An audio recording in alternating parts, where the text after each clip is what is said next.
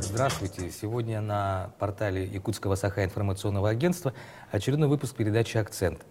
Сегодня у нас в гостях главный государственный налоговый инспектор контрольного отдела номер 1 Управления Федеральной налоговой службы России по Республике Саха-Якутия Вильдан Радикович Минеев. Тема нашего разговора очень актуальна. Введение онлайн-касс и что это такое? Минеев Вильдан Радикович родился в 1977 году. В 1999 году закончил Новосибирскую академию водного транспорта. Поступил в налоговую службу в 2000 году. Работал в инспекции по Нерюнгринскому району. В 2002 году поступил в Управление Федеральной налоговой службы России по Республике Саха-Якутия.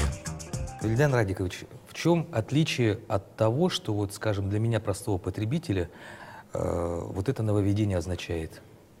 Здравствуйте. Федеральным законом номер 290 ФЗ от 3 июля 2016 года существующий закон номер 54 ФЗ о применении контрольно-кассовой техники при приеме наличных денежных средств и при оплате пластиковыми картами внесены существенные изменения. Эти изменения буквально изменили всю философию применения контрольно-кассовой техники. Сейчас, как всем известно, новая контрольно-кассовая техника работает в онлайн-режиме. Что это означает? Изменения коснулись передачи данных по каждой сделке между покупателем и продавцом. А именно, передавая деньги, покупатель получает чек от продавца. Бумажный чек от продавца. Кроме того, по новому законодательству покупатель может попросить, чтобы продавец передал ему чек в электронном виде на электронный адрес, который укажет покупатель. Далее продавец пробивает сумму по контрольно-кассовой технике, и эта сумма уходит в адрес Федеральной налоговой службы посредством оператора фискальных данных. Оператор фискальных данных — это новое лицо, которое участвует в этой системе. Через оператора фискальных данных проходят все фискальные данные, которые пробиваются по новым онлайн-кассам. Таким образом, сейчас все отношения между покупателем и продавцом уже приобрели истинно публичную природу. То есть здесь мы говорим о том, что современные технологии тоже пришли в эту сферу, таким образом, те же облачные технологии. То есть, если раньше, допустим, можно допустить, что могли использоваться какие-то просто нерабочие кассы, да, незарегистрированные, там, да, которые создавали бы видимость того, что осуществлена покупка, или, допустим, таким образом предприниматель мог скрыть какие-то доходы и так далее, да, или покупатель приобрел какую-то крупную вещь и потерял чек, а ему надо там налоговый вычет получить, или там какая-то гарантия, может, у него истекает. То сейчас это все хранится в облаке и, соответственно, контролируется налоговыми органами, и это, наверное, удобно и самим предпринимателям. Совершенно верно, да. Сейчас как предпринимателям, так и покупателям, клиентам предоставляются вот такое удобство, как хранение электронного кассового чека. Ранее покупатель мог столкнуться с недобросовестностью продавца, который мог утаить сам факт купли-продажи, а значит и покупатель терял право на свою защиту при некачественном товаре, при некачественной услуге. Аналогично также и продавцы тоже могли быть жертвами недобросовестных покупателей, которые пользуются тем, что, искажая факты при сделках купли-продажи, злоупотребляли своими правами. Сейчас, поскольку эти отношения уже приобрели истинно публичный характер, это уже с обоих сторон, и как и продавца, и покупателя, они уже более защищены в этом плане. Вильдан Радикович, а теперь начнем поподробнее, да, с чего начать предпринимателю, потому как бы в торговле большинство все-таки у нас заняты предприниматели, с чего он должен начать, каков алгоритм действия у него? Прежде всего, конечно, сама природа онлайн-кассы подразумевает подключение к интернету. Поэтому необходимо заключить договор с интернет-провайдером. А новый аппарат надо покупать? Ну, конечно, да. Новый аппарат можно купить до заключения договора, либо после. Вот. Следующим шагом после покупки аппарата и установления доступа к интернету необходимо получить доступ к личному кабинету налогоплательщика. Личный кабинет налогоплательщика позволяет получить, в свою очередь, доступ к личному кабинету пользователя контрольно-кассовой техники. Через личный кабинет пользователя контрольно-кассовой техники можно совершать операции по регистрации новой контрольно-кассовой техники, по снятию, по перерегистрации и так далее. Следующим шагом, для того, чтобы получить доступ в личный кабинет налогоплательщика, необходимо получить усиленную квалифицированную электронную подпись. Это для организаций. Для индивидуальных предпринимателей, поскольку они относятся к физическим лицам, пока личный кабинет налогоплательщика, он открывается по паролю просто. Поэтому следующим моментом необходимо подать заявление, используя личный кабинет налогоплательщика.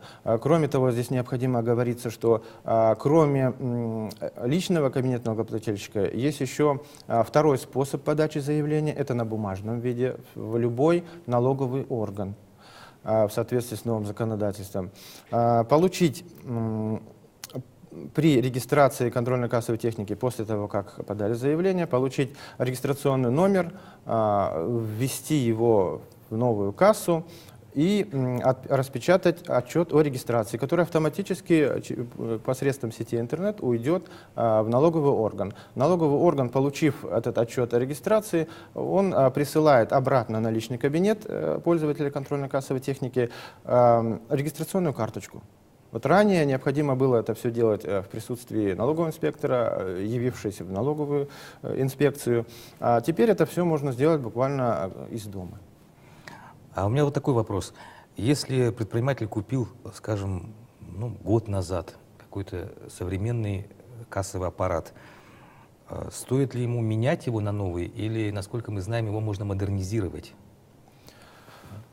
Да, есть такая возможность. Производители контрольно-кассовой техники предусматривают возможность, но определенный список тех моделей старого образца, которых возможно модернизировать, это необходимо уточнять у производителей контрольно-кассовой техники. Пока процент регистрации модернизированной контрольно-кассовой техники очень низок по сравнению с теми, что уже пользователи покупают только новую. Проще купить новую? Да, проще купить новую, чем ждать комплект модернизации.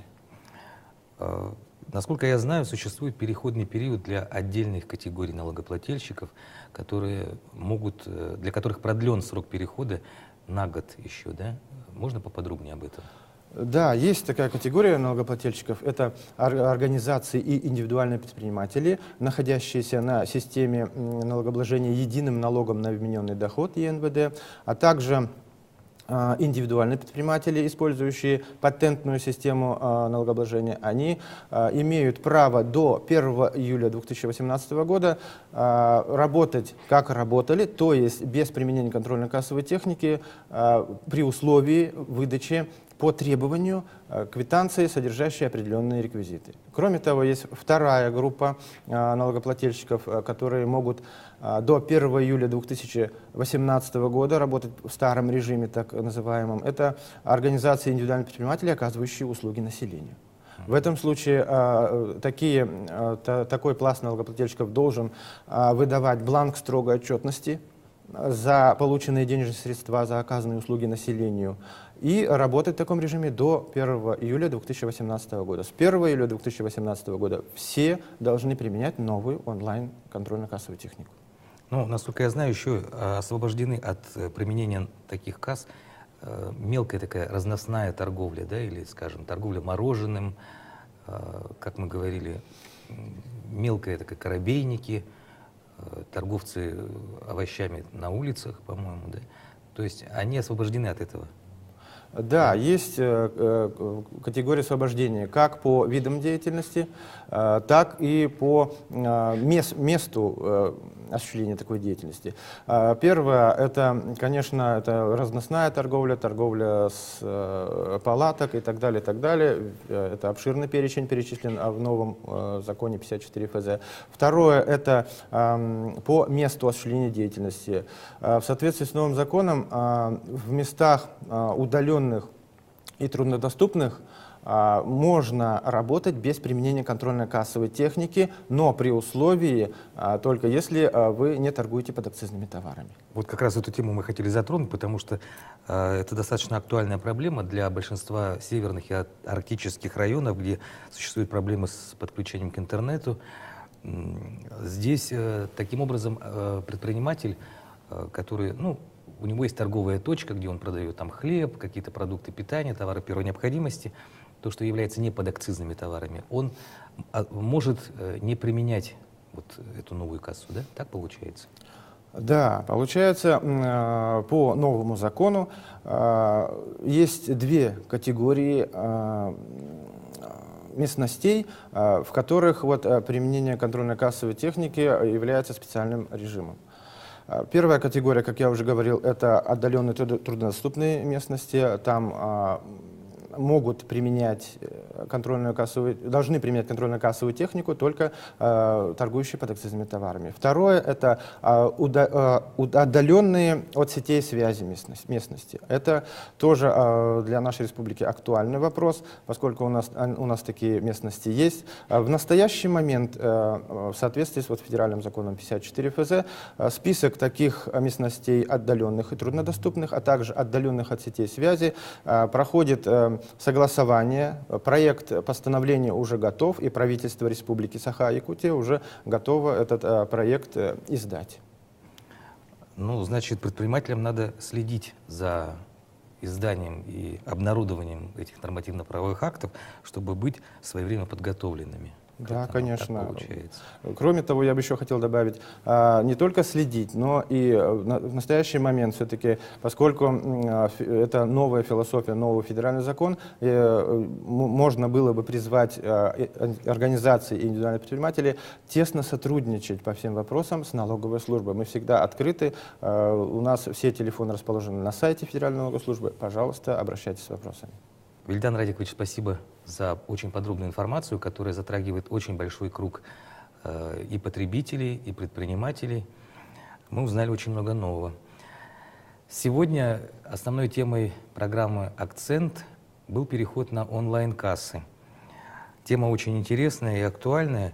Я думаю, что потому как сроки достаточно сжатые, у нас будет повод еще раз встретиться и уже поговорить о том, как обстоят дела, и какие есть проблемы, и что нужно еще сделать, чтобы избежать различных штрафных санкций и так далее, и, конечно же, о правах самих потребителей.